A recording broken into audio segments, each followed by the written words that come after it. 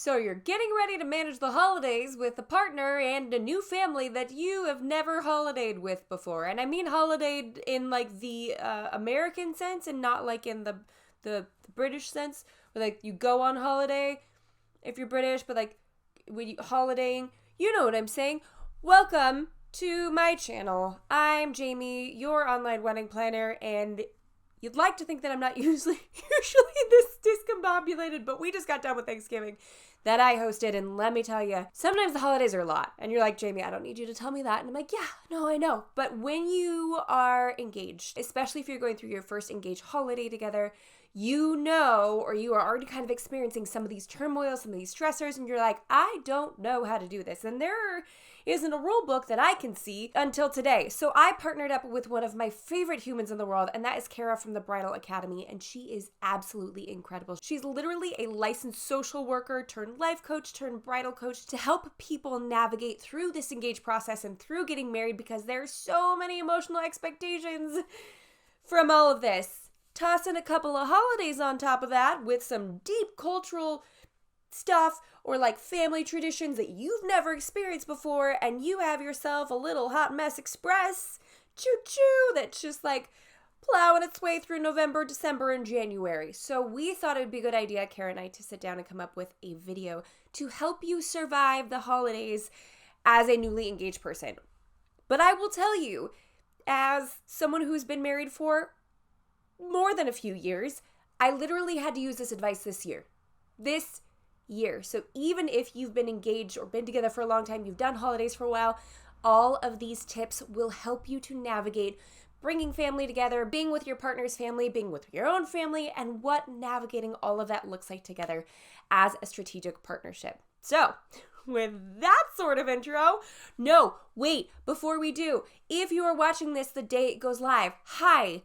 You have until this Friday, December 2nd, to get 50% off of the master plan. Little Black Friday deal that we've extended to Cyber Monday. I'm recording this on Monday, so I think technically it counts for you.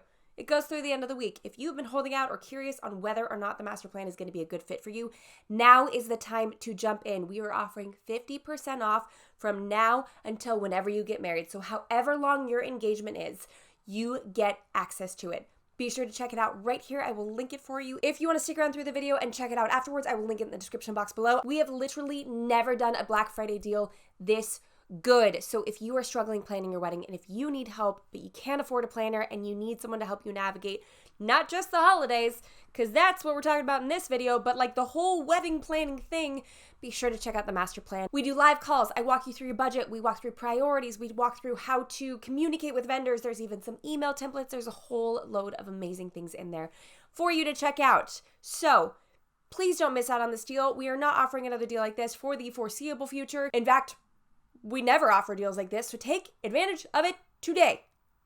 Thank you. Now on to today's video.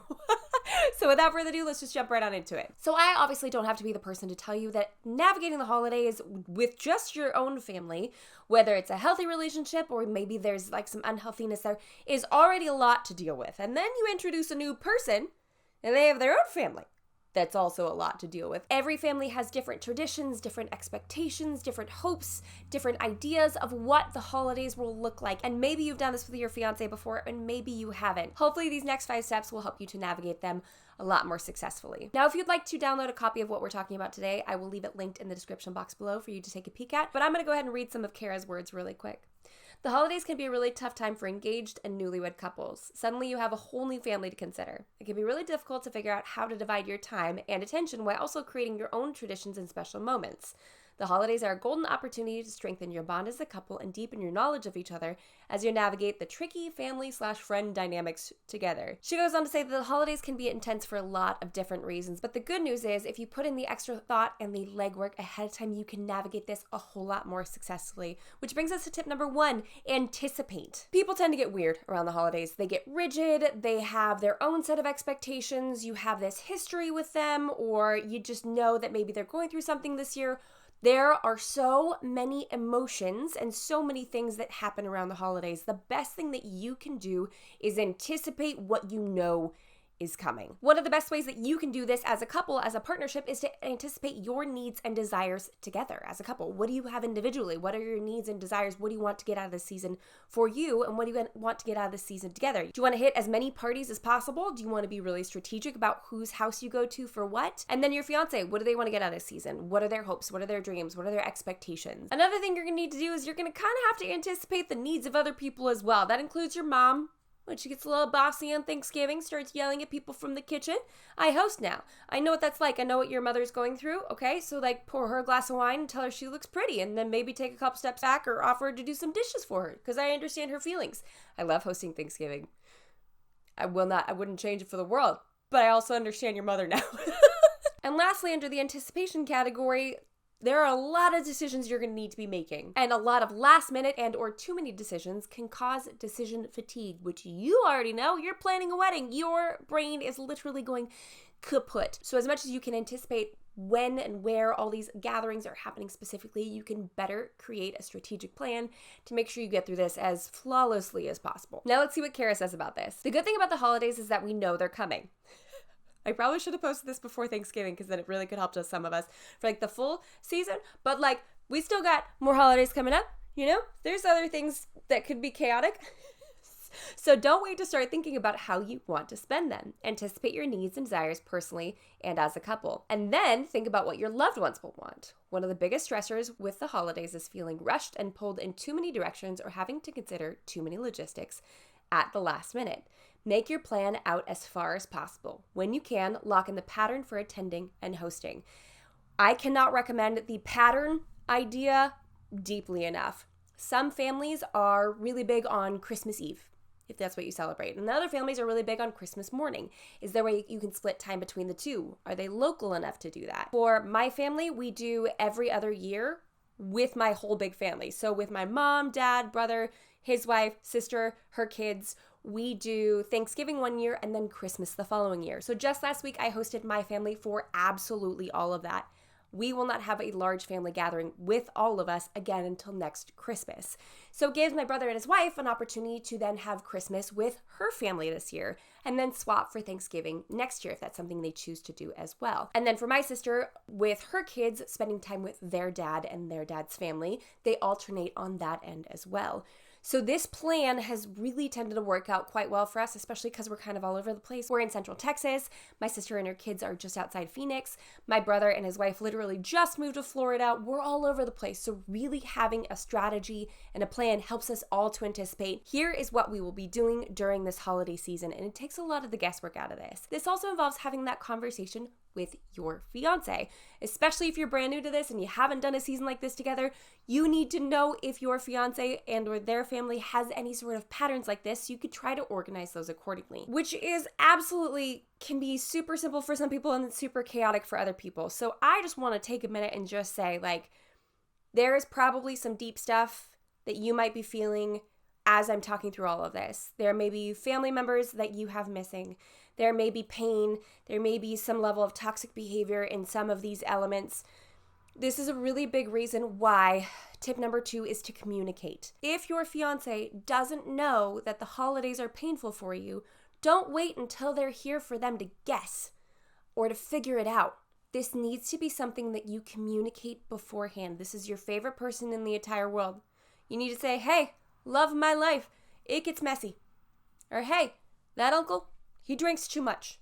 He really does. Or hey, that person, don't get stuck in conversation with them. Or hey, for some reason, when I'm around my family, I revert to the teenage version of myself that's like a giant jokester and makes a bunch of inappropriate jokes because that's who I am in the family and I haven't grown past that. That might be a revelation that you have or it might not. You need to be able to communicate with this person about what the holidays look like for you, what they feel like for you. You also need to share what you like. What are traditions that are important to you? What are things that you absolutely have to attend? What are things that you don't want to miss or that you want to repeat with you two and with maybe potentially kids moving forward?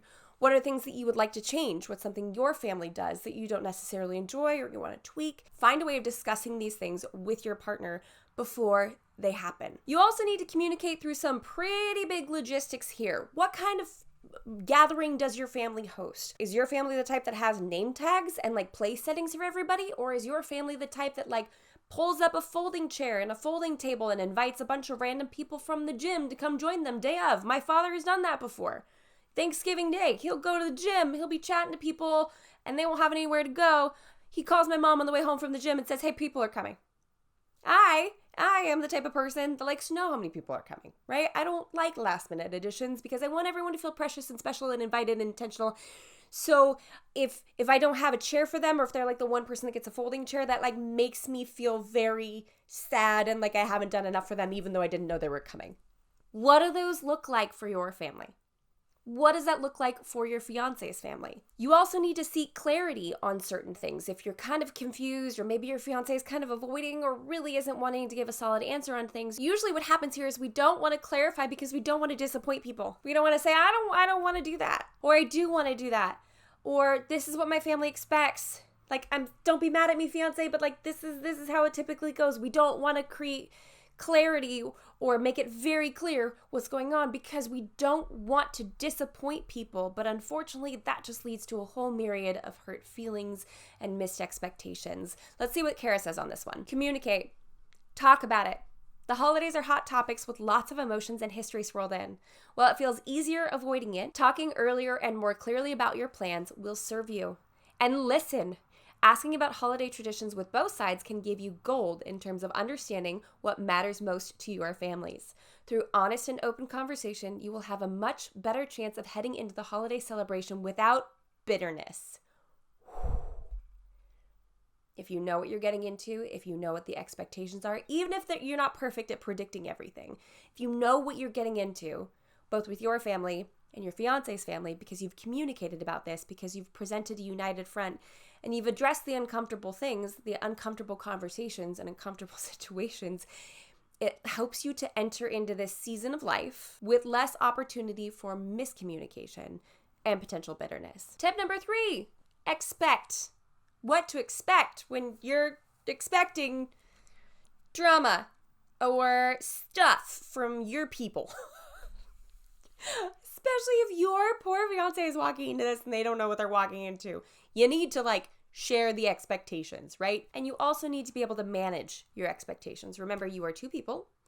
If you have to travel for holidays, or if you're torn between 2 different places, you are only 2 people. So unless you split up and do this independently, you got to figure out a way to manage your own expectations of where you can be and how easily you can get there, and the expectations of others who expect you to be there. Maybe this will be the first time that you won't be there on Christmas Day with your parents. Maybe this is the first time that New Year's won't be spent with your friends. It'll be spent with your fiance's family. By communicating through some of these things, it can better set you and your partner up for what the expectations of this season look like, and it help you to manage those and the expectations of others accordingly. I'm going to read Kara's directly on this because I feel like she encapsulates it so well, and then if I have more thoughts, I'll add those on afterwards. Finally, take a minute to think through expectations. These unspoken rules and standards can be booby traps that ruin our holiday celebrations. Don't assume anything. Get clear on what is expected in terms of dress, conversation, food, gifting, and timelines. Also, don't forget to manage your own expectations about how the day will go.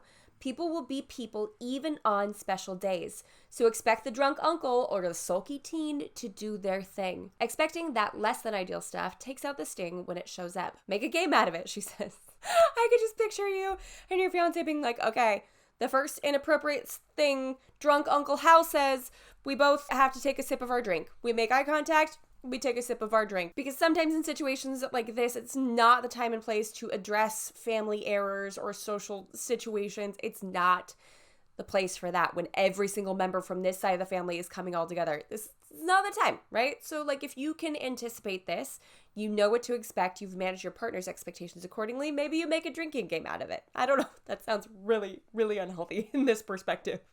When I'm trying to give healthy advice and I'm like, you should take a shot. Every time someone brings up politics, don't do that. Don't do that. But even down to the simple things of, what is expected for me to wear? How does your family dress? Because what you think is normal may not be normal for other people. Probably isn't normal for other people. Heck, even in my own family, even growing up, my parents had different expectations for what Thanksgiving Day would look like. My mom had name tags for everybody. My dad would invite randos from the gym. neither one is wrong, right? Like my mom wants everything to feel great and be organized and really pretty table settings. And my dad's like, hey, you don't have a place to go. I'd love to give you food. Neither one is wrong. They're just different expectations. This is actually, maybe I should send this video to my parents so they could talk through it. But hey, never mind. I host Thanksgiving now. It's fine. What does your partner's family do for Thanksgiving? What does that look like? Do you dress up? Do you play a certain game afterwards? Kara gave a great example when her and I were chatting about this, how one fiance, like they were having Thanksgiving with her parents, and then her fiance invited his parents to come, and the bride was like, you can't, that's not okay, my mom is very particular about who comes to her Thanksgiving. This is elaborate, there are place settings, there are details like this that matter, and then the groom was like, oh no, I didn't know that, should I call my parents back and cancel on them? Bride's like, no, that's not, you don't have to. Okay, so just even those kinds of elements. So now the bride needs to go before her mom and be like, hey mom, he didn't know he invited his parents. Is that okay? There's no wrong answer here, but if you don't have these conversations beforehand, how are you supposed to know? How are you supposed to know the expectations of, hey, my entire family wears loafers. It's just what we do. Or like, hey, we're going to have an ugly sweater contest. It's what we do. Talking through these things puts you and your fiance on a team, on an equal playing field. It prepares you guys to really kind of wade through all of the less than ideal things, to be prepared for the, idiosyncrasies? Is that the right word for it? The weird things that our families do, or one specific individual, their expectations, just chatting through it and being very clear of what they are can help you to win this as a team. Because you want this season to be a win for your fiance, and they want this season to be a win for you too. So how do you win this together? Tip number 4 is to actually enjoy them. You've talked about all the ick, you've talked about all the weirdness, you've made some sort of semblance of a game for every time the inappropriate uncle says something inappropriate, and you've done your best to know what to expect. So often during the holidays, we are literally just clinging on by our fingertips and just kind of loving them, but also we can't wait for them to be over, and then we're all exhausted by the time the new year comes around. Do your best to create pockets of joy.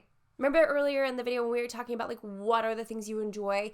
What are the things that you want to do? What are the things that you want to take from your family and replicate in newlywed life together and potentially with kids down the road?